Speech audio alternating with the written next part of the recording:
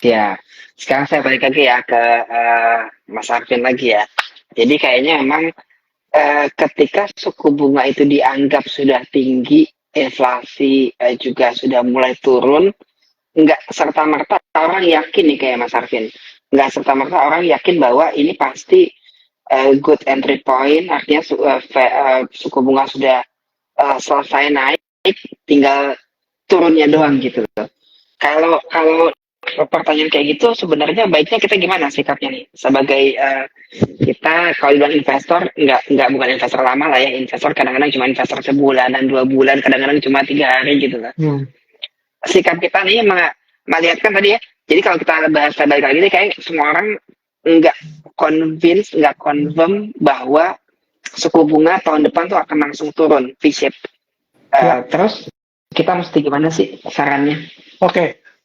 Sebenarnya kalau kita bicara ya, ini kembali lagi ke likuiditas dari IHSG sendiri ya. Kita lihat setiap kali kalau ada market merespon something yang good gitu ya, contohnya seperti inflasi dan sebagainya gitu ya, itu market kita bisa bilang belasan triliun gitu. Kalau marketnya ya di hari itu gitu bisa belasan triliun. Tapi besok-besoknya itu 7 sampai 9 triliun lagi. Ini saya sering bahas gitu. 7 sampai 9 triliun lagi gitu. Jadi memang kalau kita lihat memang secara market memang likuiditasnya masih kurang dan kita sudah kelihatan lah beberapa hari ini memang marketnya kan cenderung slow. Kalau kita lihat running trade juga pretty slow ya kalau kita lihat gitu. Dan yang justru naik itu beberapa saham yang sedikit small cap gitu ya kalau kita bilang gitu. Itu banyak sekali yang keluar gitu di running trade gitu ya.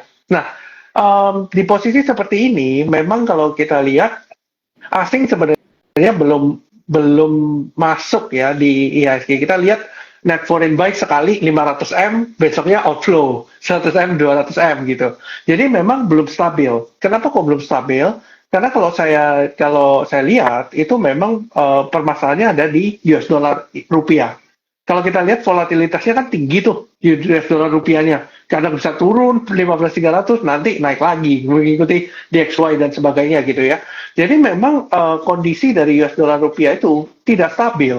Nah, kalau kita mungkin kita relate sedikit ya ke zaman COVID dulu. Kalau kita bilang memang 3.900 waktu IHSG 3.900 itu adalah bottom dan harusnya asing masuk ketika itu kan, ketika 3.900. Tapi kenapa asing itu baru masuk di 5.000? Kalau teman-teman perhatiin, Hmm. waktu IHSG di 3.900, US dollar kita itu fluktuasinya sangat besar, sampai range 16.000 waktu itu. Nah, di posisi seperti itu, mereka tidak bisa mengukur ketika mereka cuan di saham gitu ya, mereka balikin ke currency, mereka bisa loss di currency. Gitu. I Jadi see, misalnya betul. mereka cuan let's say 10%, ditukar lagi ke currency bisa minus let's say 7%.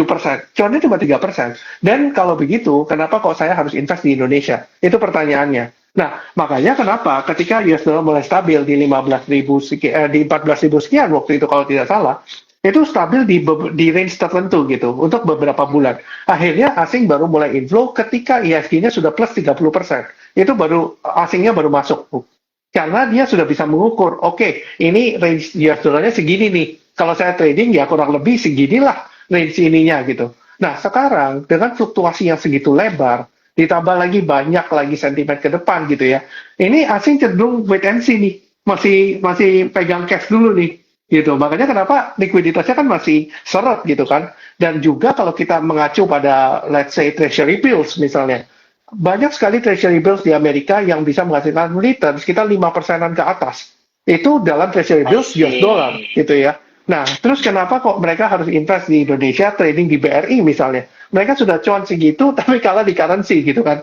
Jadi itu yang mereka tidak bisa ukur. Makanya kenapa asing ditanya misalnya kapan sih asing misalnya masuk gitu ya bisa masuk? Prediksi saya ada dua. Satu ketika bond sudah terlihat mahal, yang kedua adalah ketika US dollar rupiahnya stabil. Ini yang saya lihat.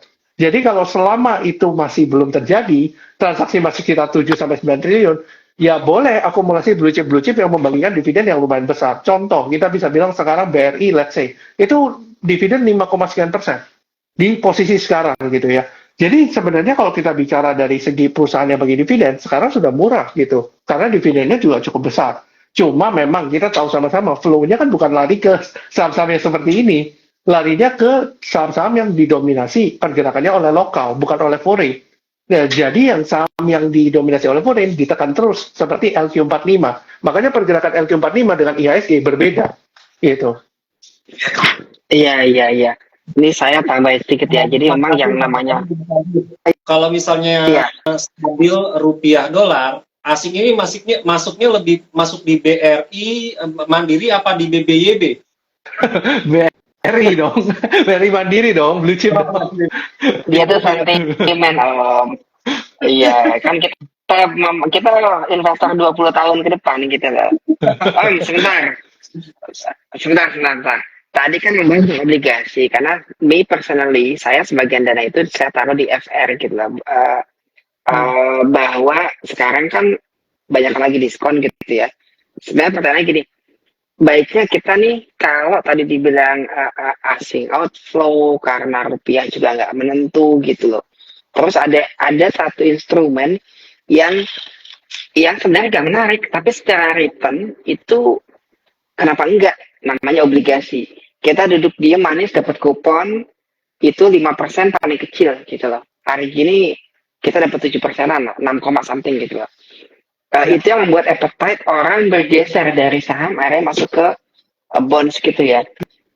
Saya nih jarang main bonds. Ini setahun terakhir saya beli bonds gitu ya. Tumben-tumbenan karena tadi tuh kayaknya uh, orang geser ke bond atau akhirnya main IPO sama IPO atau saham yang cimik-cimik gitu loh. Ya. Yang cepetan harganya. Jadi udah bukan momennya ya. Jadi ketika kita ngomong asing keluar, fluktuasi rupiah tinggi, interest rate juga masih begitu aja. Opsinya cuma dua, kalau mau main aman beli bonds, kalau mau uji nyali main saham-saham kecil gitu ya. Exactly. Memang kalau kita bicara tadi, memang kalau kita bicara sentimen bonds ya, tadi balik lagi inflasi kan kita ngomong BI itu kan mengikuti the Fed ya. The Fed menaikkan suku bunga, BI ikut, terpaksa ikut karena mau tidak mau untuk menjaga capital outflow dan menjaga US dollar kita supaya tetap let's say di bawah angka psikologis 16.000 misalnya. Nah, itu inflasi kita itu di 2%. Kalau teman-teman mengikuti inflasi kita di 2%, suku bunga di 6%, gitu kan? Dan suku bunga di 6%, inflasi di 2%. Sebenarnya, apakah perlu BI itu menaikkan suku bunga kalau misalnya kondisinya tidak menjaga US dollar? Tidak perlu. Nah, exactly. Makanya kenapa kalau prediksi saya adalah ketika Fed Fund Rate turun, BI langsung merespon. Itu prediksi saya. Karena ini tidak perlu untuk ibaratnya BI menaikkan suku bunga begitu. Itu makanya kenapa bonds itu sekarang jauh lebih menarik karena satu bonds juga cenderung murah kalau kita bilang bisa menghasilkan return let's say kalau kita bilang 10 year 6, something ya 6, mendekati 7 kalau kita lihat ya 6,7 kalau nggak salah sampai 6,9 tergantung fluktuasi. Selain itu juga banyak obligasi negara yang diterbitkan oleh pemerintah terus-terusan gitu ya kalau kita lihat menyasar ke retail. Itu sebenarnya untuk mengurangi foreign ownership juga di bonds gitu supaya lain kali itu domestik yang mengontrol supply bonds ini supaya nggak fluktuasinya nggak luar biasa gitu ketika asingnya keluar langsung bondsnya crash gitu biasanya kan begitu. Nah itu yang dijaga oleh Kementerian Keuangan itu prediksi saya gitu ya mungkin kalau saya sebagai analis luar mungkin saya melihatnya seperti itu. Jadi financingnya adalah financing dari domestik, bukan dari foreign lagi. Mereka tidak mengandalkan foreign untuk untuk ownership di bonds ya. Itu yang saya lihat. Oke. Om Krisna ada tambahan nggak Om Krisna nih perihal fenomena geser ke obligasi? Opsinya cuma tadi obligasi atau main saham-saham tuyul gitu loh. Monggo Om Krisna. Ya, apa boleh buat ya kita sekarang setiap hari disuguhi atraksi saham AMMN brand masa kita disuruh beli itu ya kan saya sih enggak gitu. Jadi tapi saham lainnya nggak ada jadi nggak ada pilihan jadi kalau kita apa namanya pengen tetap dapat untung yang biasa main saham-saham big cap, blue chips. Buat sales juga Om. Yang menarik ya. Tuan kan juga Mas. Iya, makanya ini kan nomor 2 kita kan ya tiap hari ngeliatnya itu aja kan kita cuma ngeliatnya yang naik itu aja kan males ya jadi investor tulen nih kan harusnya kan nggak main saham begituan kecuali punya informasi seperti kayak AMMN itu kan luar biasa ya, itu saham satu-satunya saham yang dana asingnya masuk banyak banget gitu kan, entah berapa ratus miliar lah. Kalau dari USD-nya kan sekitar 300 juta US dollar, itu ada berapa, itu sampai Banyak lah nolnya itu. banyak lah ya, itu kayaknya sampai triliun, itu kayaknya masuk ke situ semua. Jadi nggak, saham lainnya keluar itu. Asing itu hampir semuanya itu net sell di saham lain kecuali di AMMN. Ya kalau kayak Brand, Cuan, Barito itu nggak usah ngomong lah. Itu bukan, saya nggak tahu ada asing masuk ke situ apa nggak, tapi yang pasti kalau investor beneran sih enggak lah ya. Jadi kalau ditanya Berarti Om Kus enggak, iya dong, Om Kus bukan investor beneran dong, soalnya dia mana kita dulu tuh Om Kus. Kenapa? Om Kus soalnya mainnya gituan. Tadi Mas Krisna bilang kalau itu yang main gituan tuh bukan investor Nggak. beneran. saya yakin Om Kus nggak masuk ke Brand, nggak masuk ke Nggak berani. Goto harga Goto 88 aja nggak berani, apalagi Brand. Iya. Nggak berani kalau Oke. Cuan. Tapi kalau cuma cari duit nakal untuk kayak beli somai, beli cireng, boleh lah. Jadi kalau Tapi intinya untuk ya, beneran, intinya saya rasa kita semua setuju ya, kalau misalnya memang suku bunga ini nanti trennya benar-benar turun, saya rasa itu akan menguntungkan ke hampir semua saham, semua sektor ya, nggak cuma bank digital. Nah nanti tinggal cari mana sih yang paling potensi kenaikannya paling kencang kan gitu, itu yang paling susah kan. Oke. yang ngomong Umar biasanya langsung bumi. Tergantung Om. Tapi Om Krisna sebenarnya dibahas obligasi sedikit Om Krisna. Obligasi. Tadi mau ngomong apa obligasi? Ya itu tadi. Jadi kalau saat ini ya, kalau investor macam saya yang terbiasa main saham-saham konvensional yang tradisional gitu kan, itu kan sekarang nggak ada yang menarik ya. Saya sebenarnya gemes gitu ya, agak gelisah ketika melihat saham seperti Telkom ya kan, itu kan secara historis, itu kan menarik ya, secara fundamental juga ternyata di kuartal ketiga kemarin itu sangat menarik. Karena apa? Kita memang kecewa waktu di kuartal 1, kuartal 2 tuh Telkom itu underperform ya kinerjanya ya. Ternyata di kuartal ketiga dia bisa membalikan keadaan dan itu sangat menarik. Tapi kan investor ternyata kan nggak minat gitu, nggak tertarik. Ini masuknya ke AMMN lagi, ke Brand lagi gitu kan. Jadi saya coba masuk misalnya juga ke kayak saham Unilever. Kenapa? Unilever kan secara teknikal menarik, secara kuartal ketiganya juga sudah ada tanda-tanda perbaikan. Ya sama aja gitu kan, apalagi saham seperti Unilever tuh udah jatuh ketimpa tangga kan, sejak ada kasus boikotan produk gitu. Ya udahlah. Iya. Jadi itu mau main apa gitu, terus mau beli apa? Ya udah, satu-satunya jalan kalau mau tetap dapat dapurnya tetap mau ngepul kan, ya udah tetap harus ada obligasinya di portofolio kita gitu. Oke. Itu Tadi kan obligasi saat ini begitu. Tadi kan Mas Krisna tanyakan mau main apa gitu. Yang tahu jawabannya adalah Om Kus. Ya, waktu dan tempat Om Kus.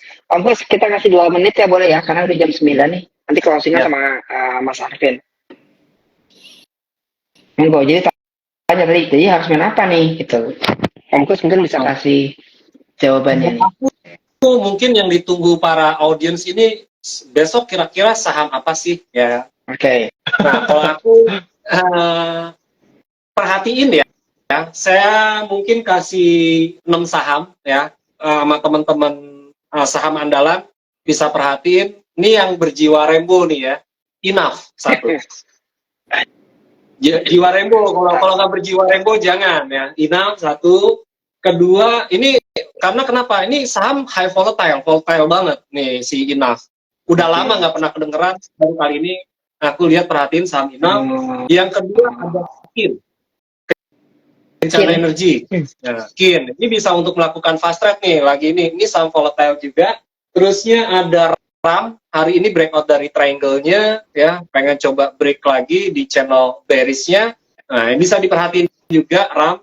Tadi ada apa? Enough, KIN, RAM, LPPF. Nah, udah lama kan LPPF nggak kedengeran. Siapa tahu dia bisa bikin rounding bottom. Aku ngelihatnya ada sedikit rounding bottom. Kalau dia nggak bikin lower low lagi, harusnya sih bisa bikin rounding bottom untuk di LPPF.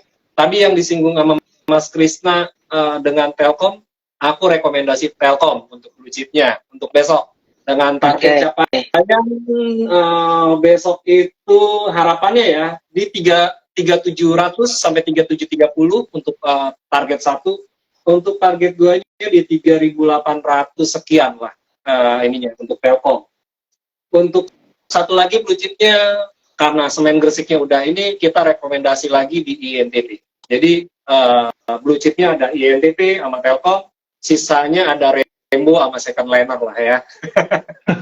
Mungkin itu dari saya. Terakhir, semoga aja sih bisa dapat di atas 2-3% untuk teman-teman. Karena marketnya memang lagi sulit juga gitu, seperti Om Arvin bilang, ya lagi lack of liquidity, sahamnya brand aman PGO, cuan. Tapi kan salah enter jadi cuaks. Mungkin itu aja dari saya. Oke, siap. Thank you banyak, Om Kus. Yo, ini sudah jam 9.03. Arvin, monggo kasih statement. Jadi, ketika kita balik ini, kita bahas ke topik nih, bahwa suku bunga kayak gimana, apakah saatnya kita melirik bank digital, is it a good timing buat tahun depan? Kita ngomong, ingat ya, ini tenornya bukan tenor seminggu, 2 minggu, tapi agak midterm gitu loh. Monggo Mas Arvin, dikasih closing statement. Oke. Balik lagi, kita kan bilang dari segi ekonominya ya, kembali lagi, kita ngomong ekonominya seperti apa ke depan. Kita pun tidak bisa memprediksi 100% ekonomi itu akan seperti yang tadi dibilang oleh CEO Walmart dan sebagainya gitu ya. Kita masih belum tahu nih apakah ini benar apa enggak. Tapi one thing for sure adalah ekonomi kan terus berjalan gitu ya. Dimana ketika suku bunga tetap stay high for longer, itu akan mendecrease demand dari beberapa customer. Jadi excess saving mereka itu semakin lama semakin turun nih. Jadi mereka makin lama itu makin ibaratnya tidak mengeluarkan untuk spending lagi. Dengan harapan bahwa terjadi penurunan demand. Itu harapannya The Fed memang. Makanya harapannya The Fed itu adalah itu, sehingga ada potensi bahwa kemungkinan akan terjadi resesi di Amerika. Kemungkinan. Tapi seberapa cepat ini yang menjadi pertanyaan semua analis gitu ya. Dan per sekarang, rate cut itu baru di price in itu di Mei 2024. Berarti kan masih tahun depan di Q2 kurang lebih. Itu kalau skenarionya masih sama seperti ini. Skenarionya sama seperti ini. Kalau misalnya ternyata ekonomi data rilis keluar ternyata lebih cepat depleted-nya gitu ya, inflasinya lebih cepat turunnya, maka rate cut ini akan dipercepat lagi kan gitu. Jadi lebih cepat lagi, ada kemungkinan bisa lebih cepat lagi. Nah, inilah yang kita masih tunggu itu. Makanya kenapa mungkin dari market juga masih melihat apakah ini akan menjadi potensi resesi yang modelnya seperti apa. Apakah dia turunnya pelan-pelan gitu ya, terus tiba-tiba recovery baru naik, atau langsung turunnya langsung turun dalam gitu. Nah, kalau turun dalam ini kan menimbulkan shock kan gitu. Nah, ini yang menjadi pertanyaan kita. Tapi ujung-ujungnya kalau kita bilang misalnya memang arahnya ke sana, maka kita bisa melihat bahwa kemungkinan itu ada untuk kita cicil untuk saham-saham yang kontra dengan suku bunga. Kecuali tadi seperti Om Kus bilang misalnya ternyata perang dari eskalasi di Timur Tengah itu meluas misalnya. Ketika meluas maka kan akan terjadi inflasi lagi di oil kan, gitu. Nah itu akan merubah skenario yang akan terjadi di sekarang yang kita bikin analisa sekarang, itu akan berubah lagi. Mungkin akan teradjust rate cut-nya mungkin lebih mundur lagi. Nah ini yang kita harus perhatikan sama-sama. apakah sentimennya itu makin lama makin ini, dan kita harus punya plan kan ketika kita masuk di misalnya saham bank digital di saat sekarang itu dengan skenario seperti ini. Nah, kalau skenarionya berubah, maka kita harus cepat merespon gitu, cepat merespon. Artinya ya udah kita keluar dulu gitu, nanti kita lihat lagi ke depannya seperti apa. Jadi seperti itu sih, karena market pasti akan merespon dengan cepat. Gitu. Oke. Siap, oke. Terima kasih banyak nih. Jadi saya ulangi ya buat semua ya, makasih yang telah hadir nih, bahwa ujungnya kan akan kembali ke risk profile kita ya. Please bear in mind bahwa market ini sedang tidak baik-baik saja. Artinya segala macam kemungkinan bisa terjadi.